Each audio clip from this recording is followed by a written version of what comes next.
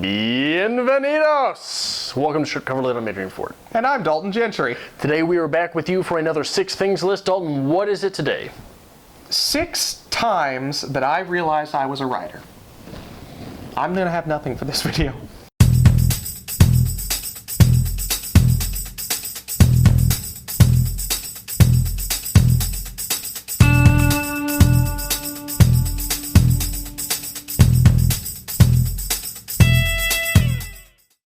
Now, I think every artist has an awakening of sorts, and for me, well, actually, that awakening comes when you realize you're just a bit different than everybody else.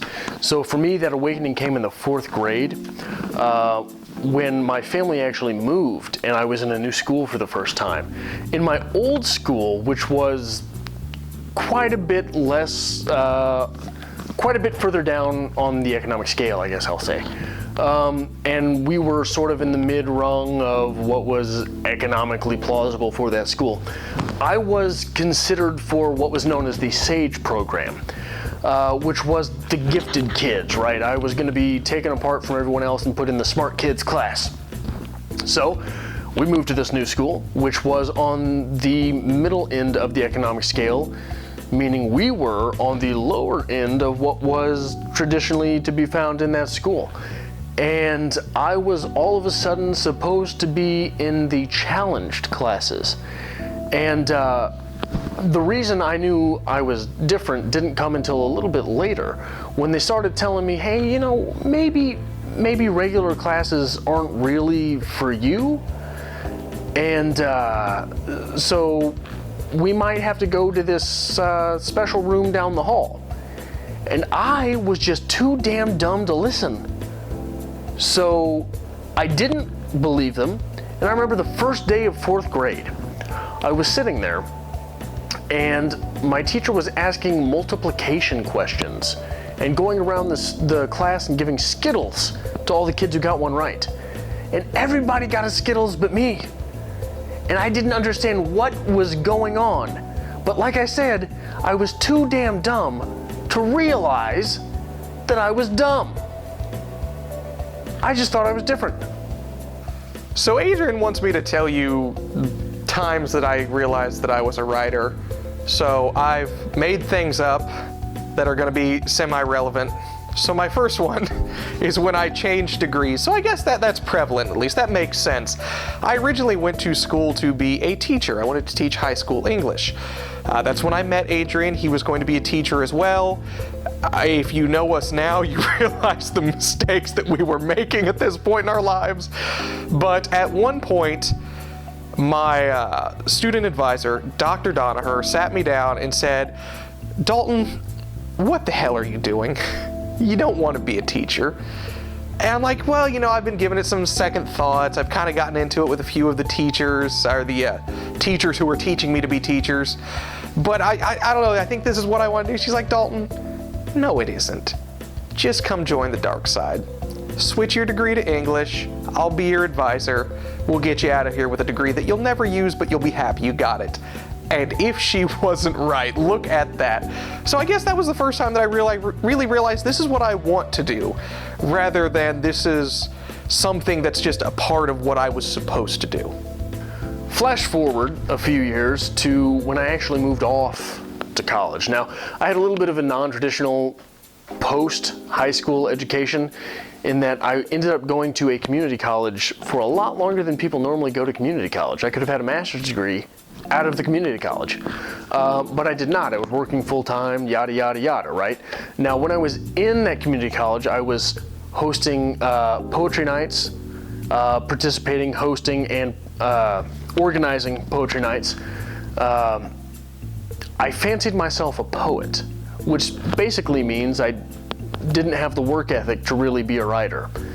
So I go off to Missouri Western at the tender age of 23, after I had gotten my associate's degree.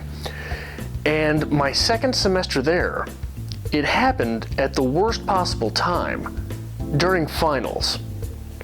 And I started, between all of my homework, writing the novel that had been my sweetheart novel that I had wanted to write since the day I picked up a pen. So it was finals week. and I cranked out about 30,000 words during finals week, between finals and work and homework finals, and ended up with my first complete piece of crap novel. And I think a very big part of growing as an artist is realizing when you do and do not have the tools to do something. The novel that I ended up finishing during that week, 2-week span, I still do not have the tools to write, but it was my sweetheart novel. It was like your high school sweetheart, right? But in the artistic form. You get through it and you realize it's junk, but eventually you'll come back to it. You just have to hope and pray to whatever you pray to and find holy, that you eventually get those tools. So as Adrian would say, let's fast forward a little bit to NaNoWriMo, which was just this last November, where we were in the early workings of this channel, and I get a hold of Adrian. I'm like, hey, NaNoWriMo, man, let's write a novel in a month. That sounds fun. That sounds like a good time. I really want to do that with my November. So we did. And it wasn't a good time. It's a great program, don't get me wrong, but it was absolutely brutal because you were trying to write a novel in November. But there were days, very rare, but there were days where you sit down and you just burn through 1,600 words. And you keep going, you get to 2,000, you get to 2,500, and you're like, wow. Maybe this is something that I can do. Maybe this is something that I've been trained to do, and you feel comfortable about it, and you feel good about the words. And as long as you don't reread them, you feel like a writer. My final story comes from the year that I graduated college with my undergrad degree. I had organized and was hosting a writers group, and we were on about the 3rd year through. And we had this guy, James. His name wasn't James, it was Jesse, but we'll call him James. And he was hit or miss with whether or not things were going okay, with whether or not he'd actually done the things he was supposed to do. But he was a good guy, he was working hard, he was advancing as an artist. We tried to foster it, and we had a pretty good atmosphere in the writers group I was hosting. And it happened to be my week of turning in, and James was by this point in time bringing his girlfriend, and they would sit there and once in a while make helpful remarks, once in a while make snarky remarks, and it was time to critique my piece, and neither of them really said anything. And this is the part that makes me feel kind of bad about myself, because I like to think that I would have had the chutzpah to do this no matter whose piece it was. But since it was my piece, I know I had the chutzpah to do it when it was my piece. So I'm sitting there, and when it was time for me to ask questions at the end of my critique, I said, so, James, Jesse, what did you think? Because he hadn't said anything, and he said, oh, I liked it. So I said, so, James, how did it end? And James says, what do you mean, how did it end? And I said, the piece, my story, how did it end? And James said, with a bang? I said, okay, get out. I'm sorry, what? Get out. At which point his girlfriend made the argument that they had ridden together, and I said, well, you can both leave. And I ended up kicking one of my friends out of my own apartment because he did not participate in writers group. Doesn't make me feel good, but it kind of does. Finally, I'm sure this is something that every writer has experienced. If I'm wrong, please let me know. But when you write something and you're really excited about it, you've had this idea rolling around, you've got scenes set up, everything is coming together and it's working, and you reread it and it's trash. It's just trash. You are your ultimate critic at this point. And I think that is paramount in good writing. You have to be willing to say, what could I do better?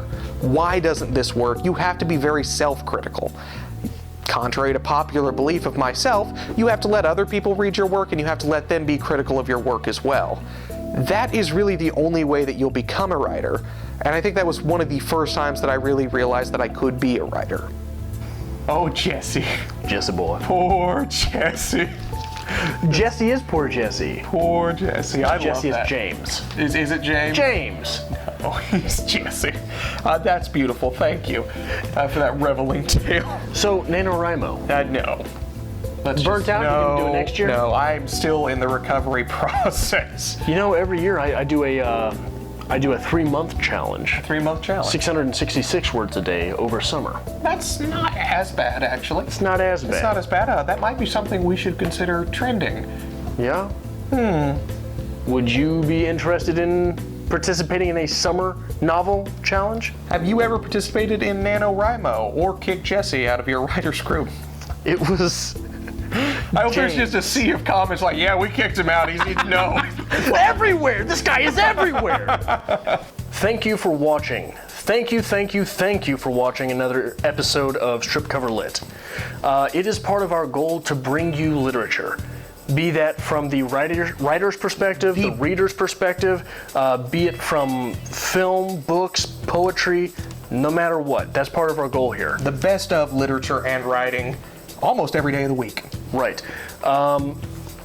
So if you noticed something here that brought value to your writer's life, we'd really appreciate it if you hit that subscribe button. That really is what pushes us. I mean, we wake up every day, we're like, hey, how many people are actually following? How many people are watching? What can we do here? So make sure you're hitting the subscribe button. Join us every week, actually. Monday, we'll start your week off with a 6 list, get you back into your literary week. Tuesday, we'll hit you with our reader's review. Book review, pretty simple, easy, straightforward. We'll go back into another 6 list on Wednesday. Thursday, we do a little bit of something fun. We'll do challenges, we'll do tags, maybe book hauls. Maybe a makeup challenge. A makeup challenge. We'll see what's coming. Friday, we'll hit you with a writer's quote of the week, get you through the weekend, make you think. Saturday, we'll hit a writer's workshop of the same book that we covered in the reader's review. And Sunday, we'll try to get our normal lives back in order to come right back on Monday. So make sure not only that you hit the subscribe button, but that you follow us on Twitter @StripCoverLit, @StripCover. @StripCover on Twitter, because on Facebook, we're @StripCoverLit. And on Instagram, we are... On Instagram, we are StripCoverLit. I don't have the internet. I know you don't. Make sure you hit that subscribe button, guys, and we'll see you next time.